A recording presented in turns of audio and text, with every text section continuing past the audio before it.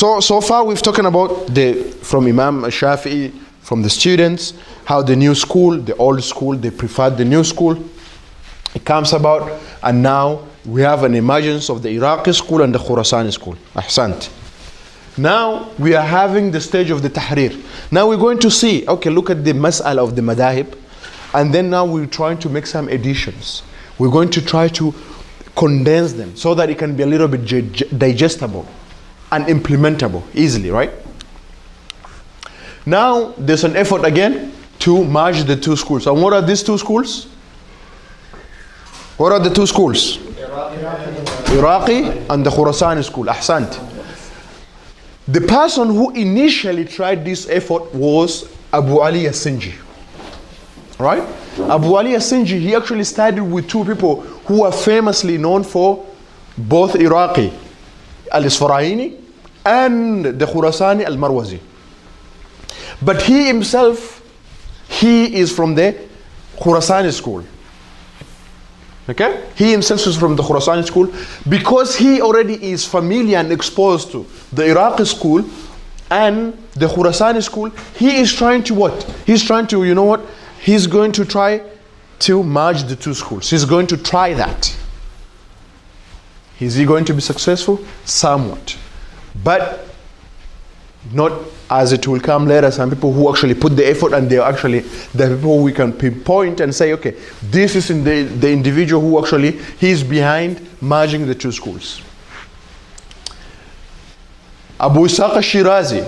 Al-Shirazi is another famous individual. Right? Remember this guy? Who was it? What did he do? Muhaddab. Great. Right? He has the book called Muhaddab and Tanbih. Great, Miguel. See, you follow him, bro? MashaAllah. And Ruwaini, he has a book called Bahr al-Madhab. So these are some of the people now in the early stage. Look at the years, man. 430, 476, 542. Now this is now when I said the stabilization period is going to overlap, that's what I meant. Right? The stabilization period is going to overlap, that's what I meant. We still have people. Salah ad-Din Abdul Rahman ibn Uthman. Who is this guy? Anyone knows this guy? No? He takes from, remember Al-Bizri and Ibn Sirun, when I mentioned, they're both from the two schools. Okay. And Abu Amr Uthman ibn Abdul Rahman ibn Uthman al-Ali. Is there anything that you guys see between these two or no?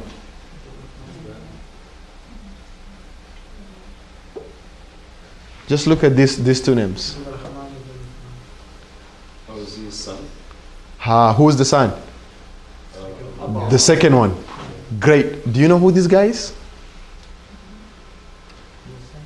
It's called Ibn Salah.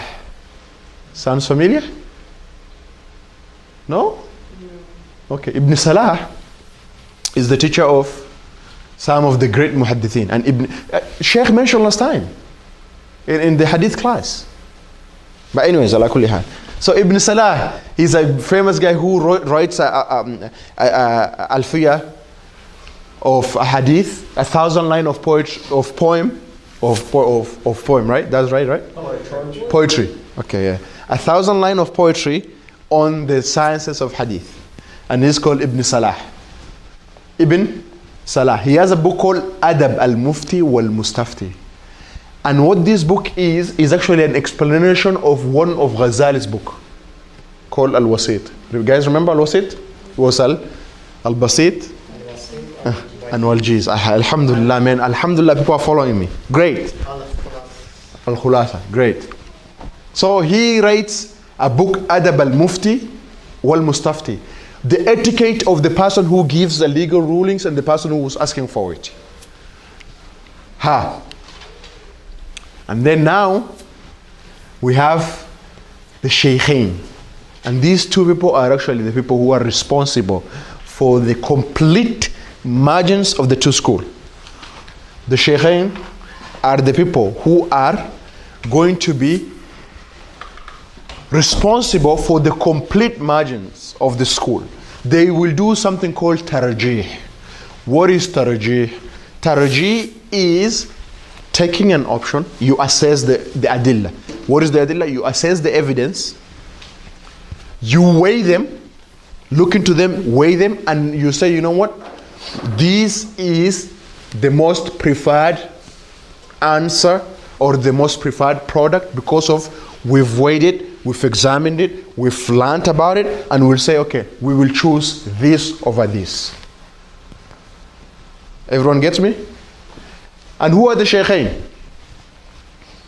And these two shaykhain today as a Shafi'i. The thing is, when we study the madhab, remember we come in chronologically, but when we study the madhab, we're going backwards. So we study the madhab from the present books up to Imam Shafi'i. Right? We go backwards. So these two guys, the shaykhain, are going to be the pillar in the school. Any wild guesses? Who are these two shaykhain? Iraqiyah? Maybe. They have something to do with Iraq, yes. Imam Nawawi. Ahsant, Allah arda alayk ya Ali. Oh, Imam al-Nawawi. Very famous, right? We all know Imam al-Nawawi. We all have memorized his 40 hadith. We know Riyad al-Salihin. MashaAllah. He has the Sharh of Sahih Muslim. Good. Imam al-Nawawi. Who's the other one? The other one. Bukhari? Bukhari is before. Bukhari is before.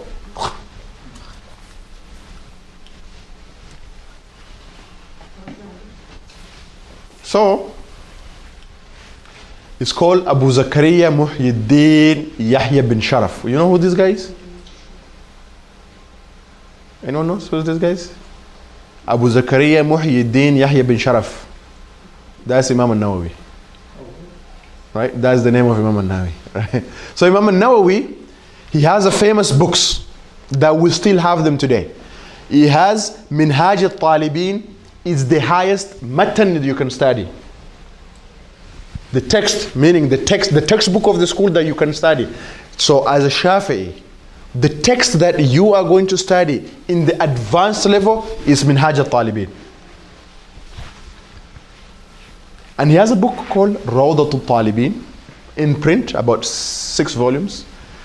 He has a Tanqih on al-Wasit, and he has Sharh al-Muhaddab, which we said was called Majmu', right? So Imam al-Nawawi is a central figure. But before I mention something, let me bring about Imam, this guy. You know who this guy is still? I'm still waiting for people to.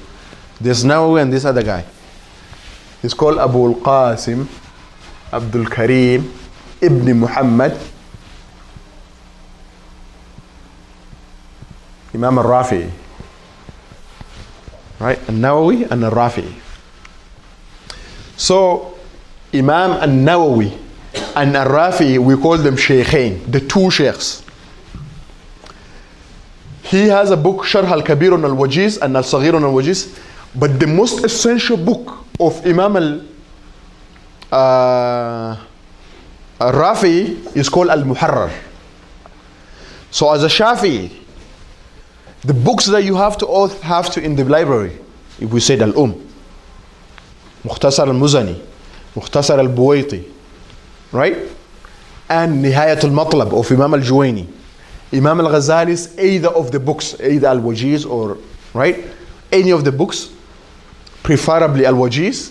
And then al-Muharrar of Imam al-Rafi'i, and these two, at least Rawdat al-Talibin and Minhaj al-Talibin. Now, if in the madhab, these two say this, that is the madhab. If they both say, for example, this, like it, using siwak is highly recommended in the school, we take their opinion. They are the final, the standard now. Question, what happens now if An-Nawawi and Al-Rafi'i disagree? If they agree together, khalas. There's no ifs and buts about it. That is the madhab. Now, what if they disagree on an issue, and they do? What happens? I guess both of those opinions are present in the madhab, and you could take Yeah, of course you can take either or, but who is preferred than the other? Imam al-Nawawi. Right? Imam al-Nawawi is more preferred than al-Rafi'i because of his extensive experience, again, hadith and all these things, right? Okay.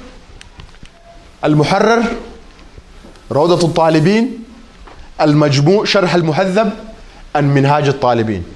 These are another essential books. Muharrar, Rawdat al-Talibin, Majmu' and Minhaj. Okay? Yes, please. So the editing stage ended at 676. Yes. But Imam al-Rafi'i passed away way before that. So was there a chunk of the rulings just made because of a Nawawi? Good question. So he stays one year later, right? He stays 1 year later, and actually that actually answers the question why we prefer Nawawi. Your own question tells us, mashallah, Allah bless you, I didn't even think about it. Your own question now helps me even answer the why we prefer An-Nawawi over that, because he tends to live even more longer than him. So he has more contribution than the other. So we prefer him. Does that answer your question? And actually your question answered something that I should have mentioned and I forgot. Allah bless you for that. Right? So that's why we prefer Nawawi. Man, keeping dates, that's important, by the way. MashaAllah. Great catch. Now we go into the era of the explanation. So we have people who do tahqiq, they do muhaqqiq, and people who explain now things. So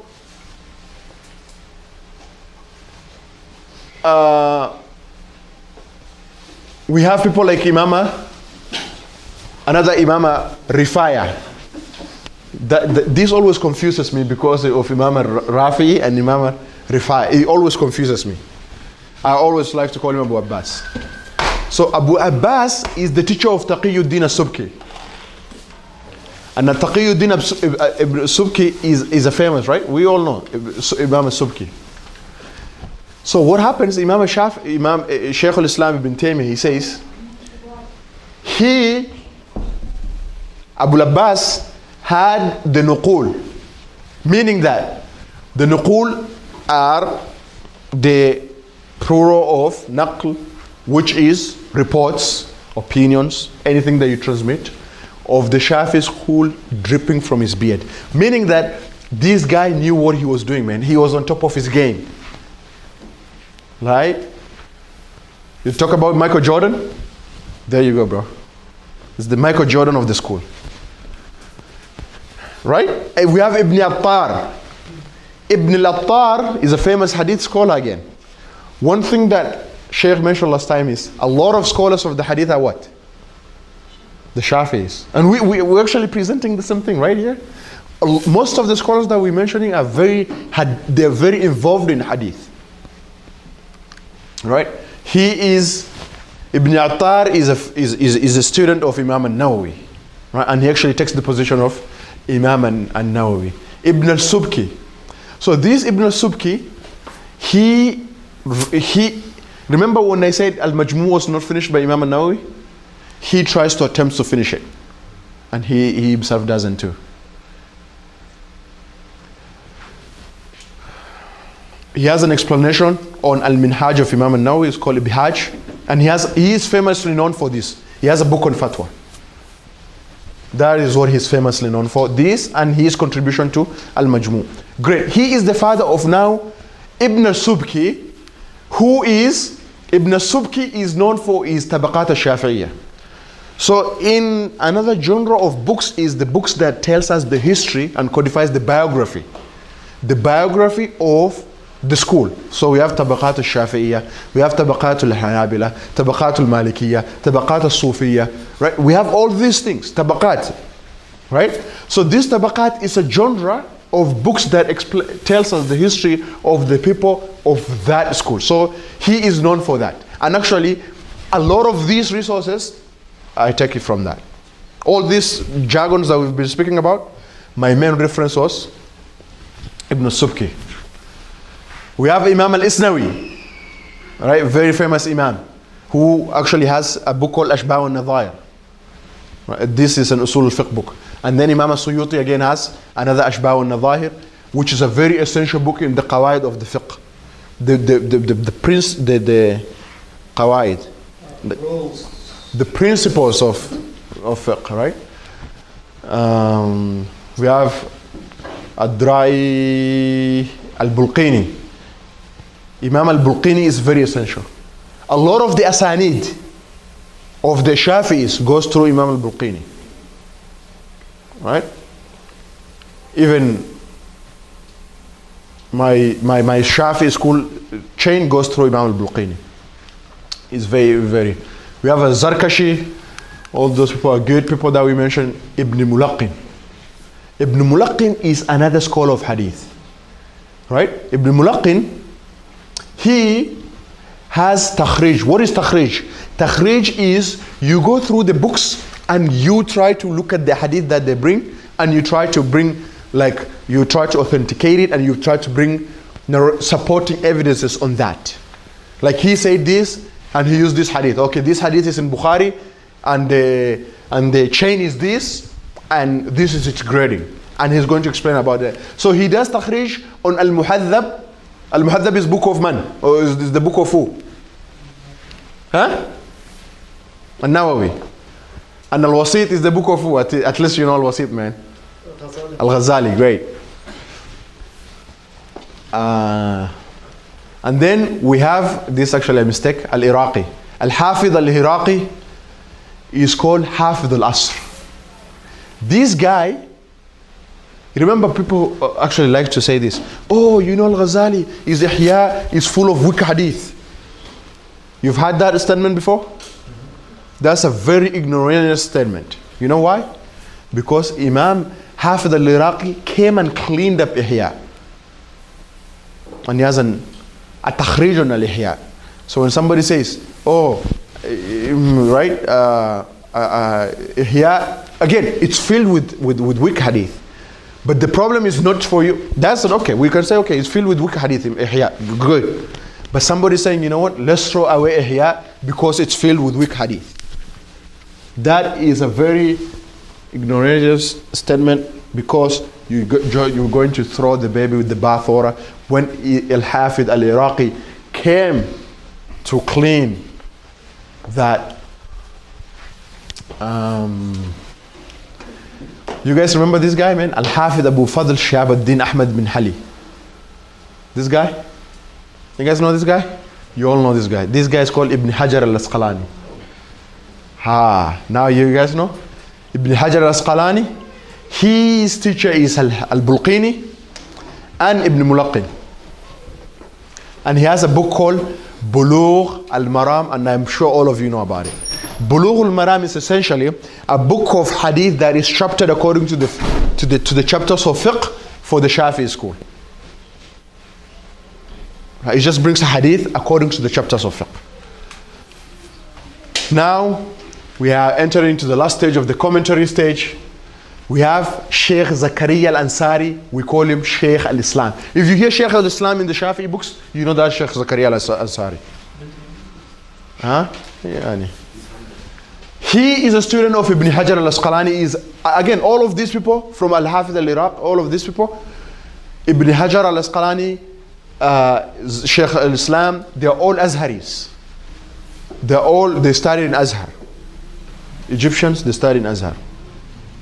And Sheikh al-Islam, he is the teacher of Ibn Hajar al-Haythami and al-Ramli and Khatib. These three people, especially Ibn Hajar al-Haythami and al-Ramli, is a very essential name that you should keep with you. Al-Haythami and al-Ramli, and we're going to talk about them. So Sheikh al-Islam, he has a book on Usul al-Fiqh. It's a very hard book. It's called I forgot the name. You even forgot the name? It's a very hard book, man, on Usul Fiqh. Oh my God, right? It will come to me, inshallah. But he it's called Asna al-Matalib, and he has Manhaj al-Tullab, which is a summary of al-Minhaj, and he himself explains that book again in something called Fat al-Wahhab, and this is actually a good reference too. This in the school is a good reference.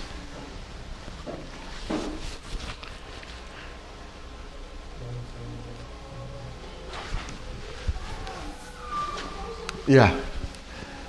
So this Shihab ad-Din Ahmad bin Hamza al-Ramli. Imam al-Ramli, what happens is that he is the only one who looks at the books of Sheikh Zakaria al-Ansari, who takes from Ibn Hajar al-Asqalani. So what happens, this guy, he takes the book of his teachers, he sifts through them, looks at the mistakes, corrects them, and does these things. And he himself is the father, this guy, is the father of al-Ramli. And he's going to be the teacher of Ibn Hajar al-Haythami and Imam al-Ramli.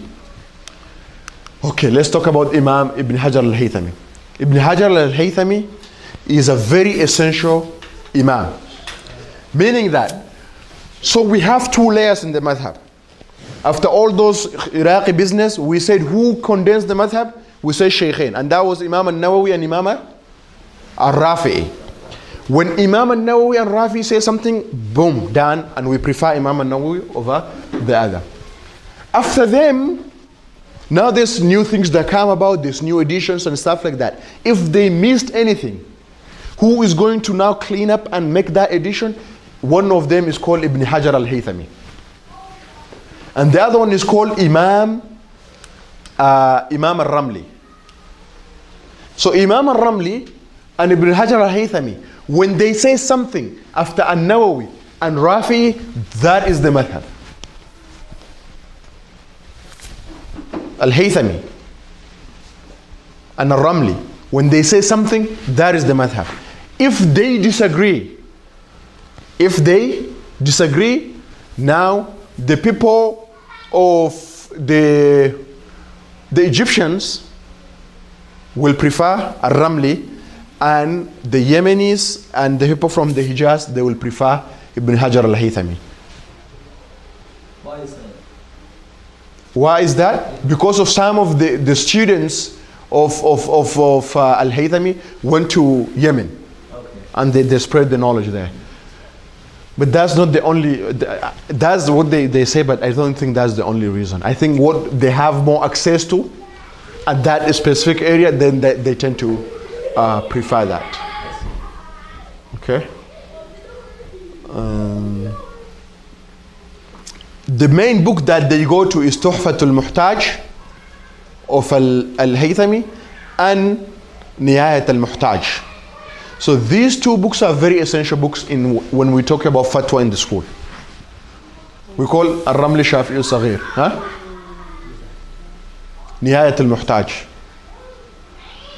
So this guy, Khatib al-Shirbini is another important key figure because his books are very essential. He has called the book called al-Iqna'. For me personally, if there's anything in fiqh that I will go to, the first book I go to is al-Iqna'. Anything.